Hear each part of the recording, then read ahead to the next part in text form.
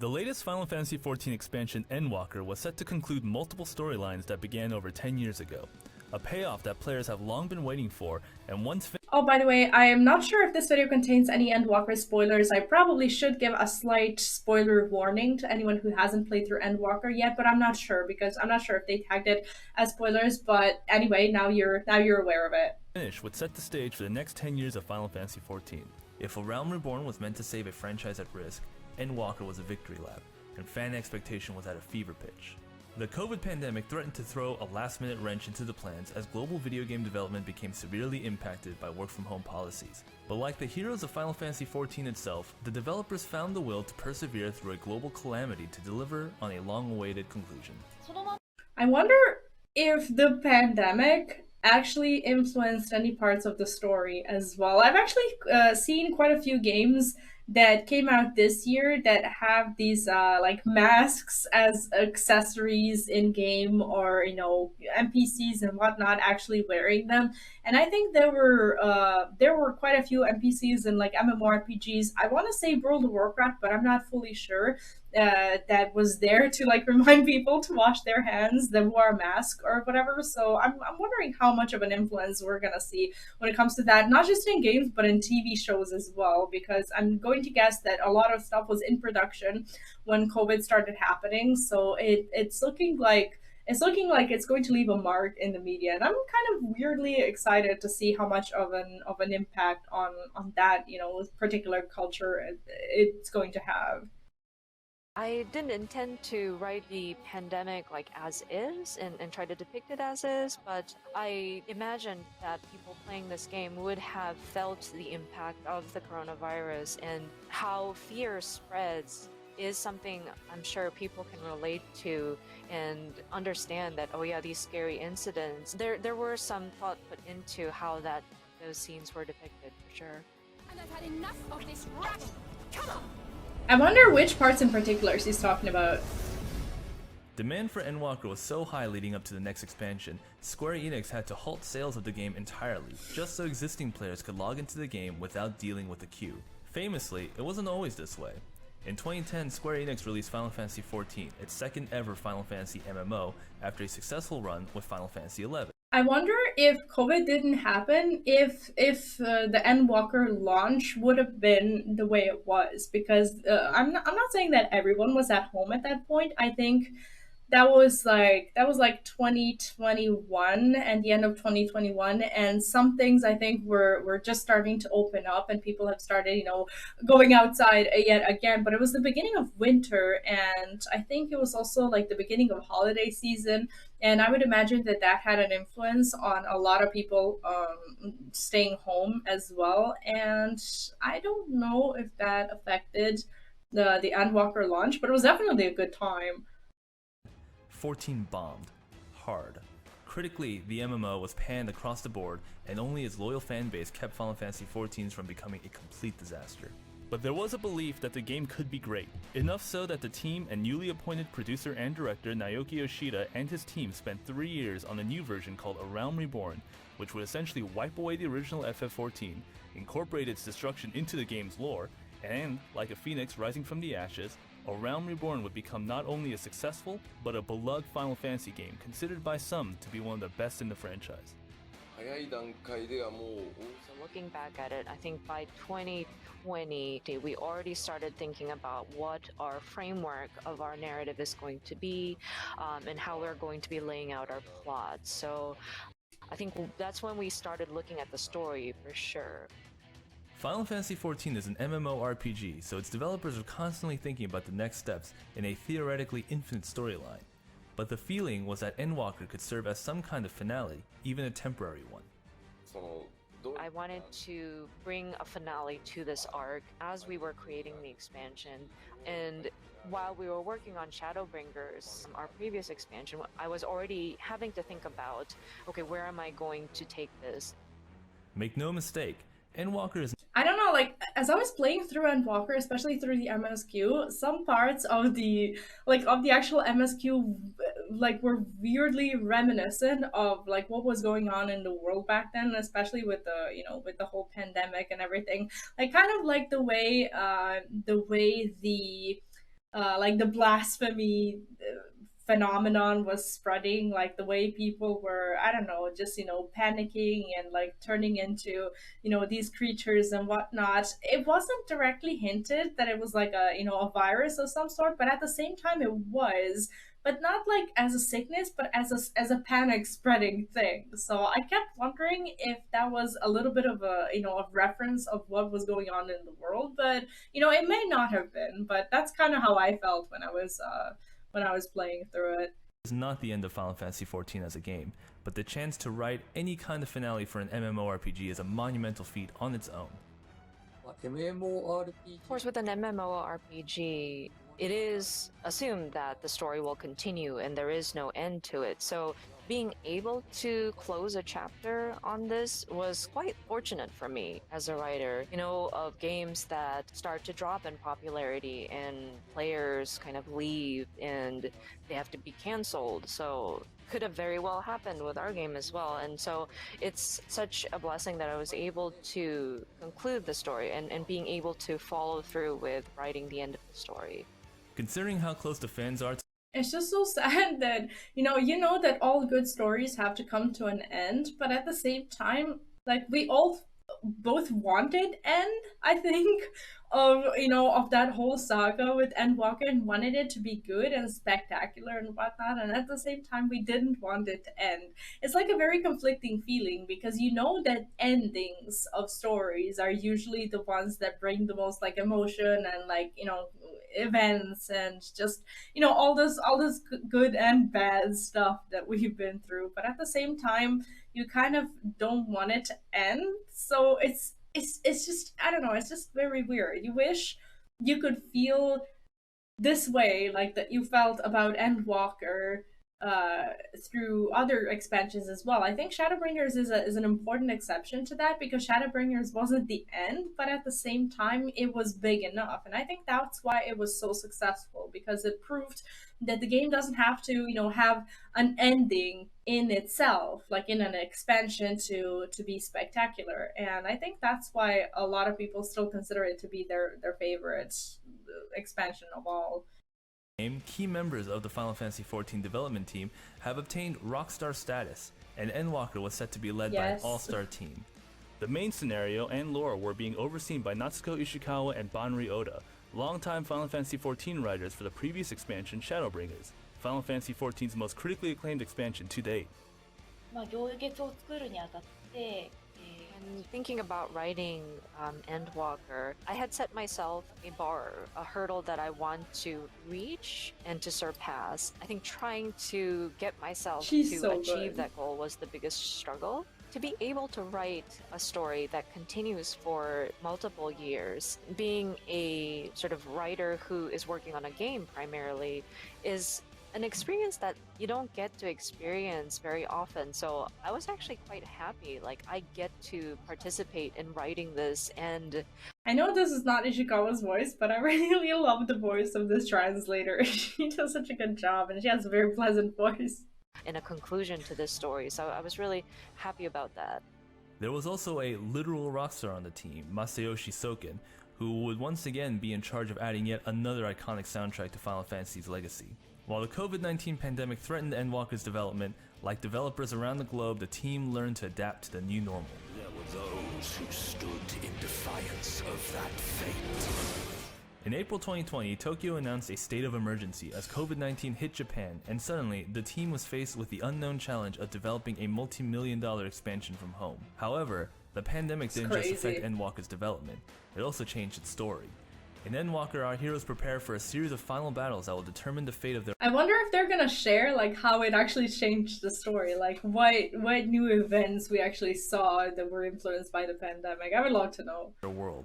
Along with battling godlike beings, a mysterious calamity known as the End of Days was spreading through the continent, turning fearful citizens into monsters, almost like a virus. それこそその2000 So I was right in a way, like the kind of the hunch that I had when I was that I just mentioned, like when I was playing through it. So it did have something to do with it. That's such a neat way, and very subtle. Not like, I don't know, not like a COVID promotional way of putting it into the game. It was subtle, but it did give you that sense of like dread and panic as you were playing through it. I don't know, like did you feel the same way as you were going through MSQ?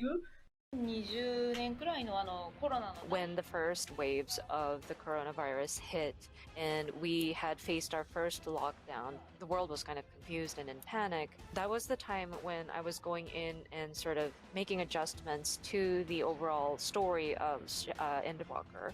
And considering the original story that I was thinking at that time, and imagining this story would be seen by people who experienced this worldwide pandemic, I felt that it was a little too optimistic, or it seems like it seemed a little fuzzy, and it felt as if though it's not really grounded in reality. Since A Realm Reborn, Masayoshi Soken has... Well, no one technically expects Final Fantasy games to be grounded in reality, but at the same time, I guess when you think about the fact that this is a human being who wrote the story of Endwalker, she must have been going through, you know, certain emotions like we all did, and no wonder the story got affected by that. has led the music of Final Fantasy XIV. Even among his peers, Soken's rock-forward compositions give the music of Final Fantasy XIV a punk rocker's bite, and lyrically, Final Fantasy XIV's soundtrack is geared towards overcoming trials and tribulations. For the future of Eodia! The pandemic gave Soken a chance to address the global crisis directly. まさにその Lost in the Distance In the game, there is a certain part where you have this physical distance with your sort of allies that you've been traveling with, but you still feel them. Oh, we know what they're talking about, right? Like, I don't want to spoil it because I think this is a kind of a non-spoiler video for, you know, for the story, but we know which part they're talking about. See, this is something that I didn't get instantly from the story. It's kind of like how they, you know, disappear but are still around. Oh, it was starting to make a lot of sense, and honestly, it's making me want to cry again. Now that realization is like setting in again, that is just crazy. Oh my god. And I think it's meant to give off that atmosphere of like you can't see them, they're not physically next to you, but you can still feel their presence, and you know that they're still watching over you. And I feel that that song really brings out that sort of merging or meshing of I'm gonna have to situation listen to it again now. the song and how the atmosphere of that song plays out. And I think it describes this situation with the How did I pandemic not really well, realize this? where we have this game, and although people might not be physically playing like with each other where you can see each other, but you're still connected. You feel very connected, and then you can still share an experience. 現実世界で起こっていることを Aww. I think if I'm asked if some of these elements that happen in real life kind of overlap with what happens in the game, yeah, that is very true. There are situations when that happens, and we mentioned the coronavirus. Like, I wonder if the message, like that subtle message over the years, is actually going to fade in a way. Like, if people are going to stop thinking about these particular moments as something that's connected to the real life events. I doubt that we will move past the point where people who went through people who didn't go through COVID will be playing the game, because I don't know how long the game is gonna be alive. But I think everybody's gonna know these events, but not everybody's going to feel, I guess, in a long distant future, if the game is still up and running, some new people might appear who were still practically kids when COVID happened, and I don't know if this is something that they're going to directly relate to the events of COVID, because they lived through it in a similar yet different way, I guess. virus pandemic, there were also various other disasters that happened in Japan right after or right around the time of A Realm Reborn coming out. Japan had suffered the tsunami and earthquake that hit the eastern part of Japan islands, and so that definitely made an impact in the game as well. Oh, I did not know that.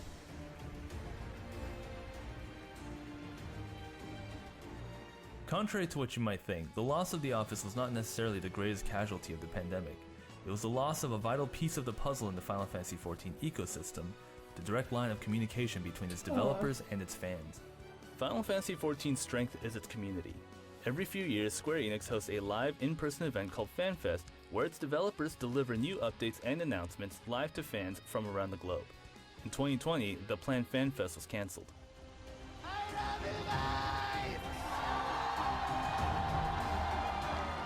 They haven't had a live event in such a very long time. Instead, the team shifted, like they did with the development of the game, and announced an all-digital event that would be streamed around the world. もちろんそのデジタルファンフェスでも It was definitely different when we decided to do a digital fan festival. It was definitely a quality that you wouldn't be able to experience in a digital fan festival. Of course, I'm sure people had a lot of fun with the digital fan festival, but I would have It loved wasn't to the see same. people face to face. Definitely. コロナ禍が始まる前に、私は So before the corona pandemic hit, there were various occasions where I would go to promotional events, including Gamescom in Germany or the PAX events, PAX East, PAX West. And when I did that, I felt that regardless of being in a different part of the world or coming from a different country or a different culture, we can still talk about and discuss. I really want to go to the fan fest. The fan fest for Europe, I think, is in London in October next year, and I really hope I'll be able to go. On a common theme, on one common theme. And it's natural when you see people around you, close to you, having different opinions or different requests. But finding out that you travel across the ocean and you find people who have the same opinion as you or the same sort of desires as you, and realizing that, wow, that can actually happen is something very interesting. And I think because I had that sort of realization, I was able to sort of convey that in the story of Endwalker.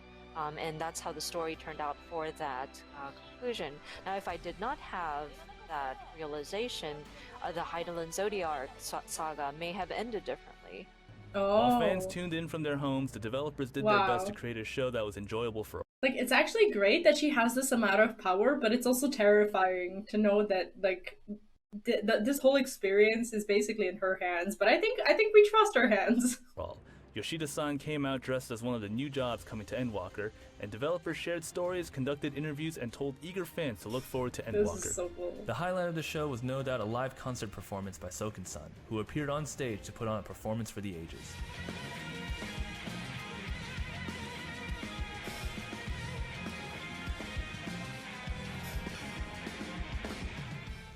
I really want to hear them live. なんかそんな感じだったんですけど、 And my feelings when I took that stage was, of course, it was unfortunate. The physical event was canceled and we had to pivot to another format, with 2021 being a digital fan festival.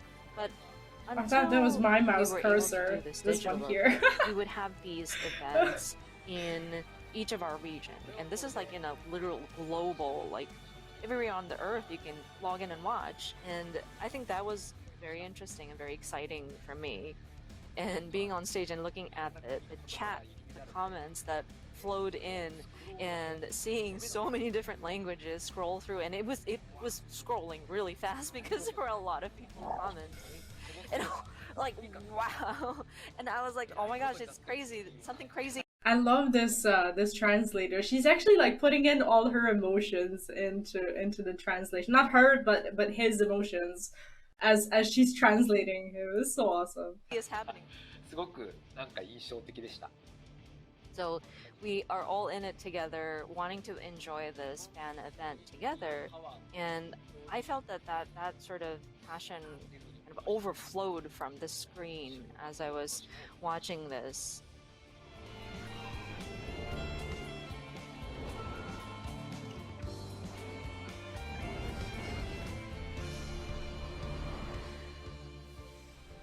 On December 7th, Endwalker was finally released on PC and PlayStation consoles. For weeks, servers couldn't. Yeah, like she's like as he's laughing, she's kind of laughing as well, and I love that amount of passion and effort. Some translators just kind of translate words, but she was able to translate emotions. This is so good. Keep up with demands as players rushed to experience the highly anticipated conclusion. Queues were congested, and Square Enix announced that it would halt the sale of Final Fantasy XIV for new players so that existing players could finish their decade-long journey. I do have a very good sense of satisfaction that I was able to do what I set out to do.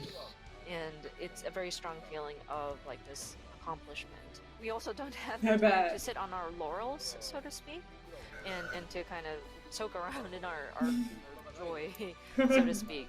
We are already busy on production of 6.1, and as you may be aware, we need to start developing a new story. Endwalker did indeed deliver on the promise of a conclusion, albeit a temporary one, despite the troubles it faced. The fates of Hydaelyn and Zodiac were resolved, and Eorzea's future was restored. More tantalizingly, Endwalker flung the doors wide open for years and years of Final Fantasy XIV stories still to be told. I think like all of this has me so excited for the next expansion. We have no idea what's gonna happen, but I can't wait. It's really good that there is this relationship between developers and the players, and it allows us for 14 to continue being what it is. The players also play a strong role in the communication with us developers, and so I want to re-emphasize that let us continue to enjoy Final Fantasy XIV, and let us continue to build this game together. なんだろう、エンドウォーカーみたいなタイトルつけて、ハイデリンゾディアーク編。 And I'm sure players out there are wondering, oh wait, with Endwalker ending everything, what's going to happen next? What our challenge now is to kind of explore what new ideas that we have and sort of bring an answer to those questions that players may have. Like, how do we bring about a new sort of narrative? And I would love... That's gonna be such a big challenge, because at the end of the day, and the next expansion doesn't necessarily have to beat Endwalker, because Endwalker was the end, and we don't expect something, as massive, but at the same time, it does have some expectations to uphold, and I'm just curious to see how they're gonna pull it off. I think they're also very confident, and for a very good reason as well. For this to be a collaborative effort, I would love for the players to continue their communication with us developers so that we can take on these new challenges. And I would love for players to continue to see the fruits of our labor. And beyond that, I'm sure we'll have another fan festival where we can get together. And it was a lot of fun watching all the comments stream and that was really cool. So I think, again, it's a very collaborative effort, and we're building Final Fantasy XIV together. And I wish that relationship with the players will continue. The COVID-19 pandemic impacted everyone around the world, halting most people in their tracks.